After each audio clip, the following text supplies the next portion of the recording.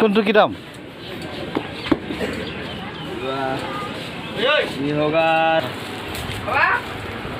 বেলেগ আৰু নাই বেলেগ নাই বেলেগ বেলেগ আছে আৰু অলপ ভাল চাই দি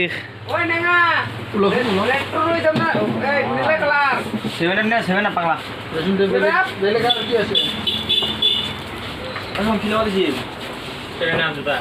বতৰ এনে আমাৰ কি পাই দিনা মানে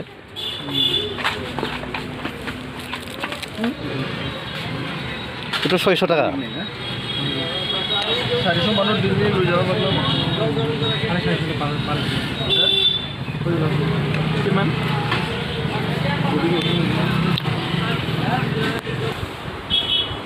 পেকিং কৰ চান্স প্ৰফেসৰ গিফ্টটো চাব লাগিব একবাৰ সেইটো ওলাই ৰাখি ভাল হ'ব নেকি ৰছীটো ধৰব লাগিব না পেকিং চাব এই পেকিং কৰ পেকিং কৰিলে ভাল হয় মানুহকেইটা চাব না এতিয়া ওলাই চাব তাকে পেকিং কৰাটো ভাল হয় কি দেখুৱাই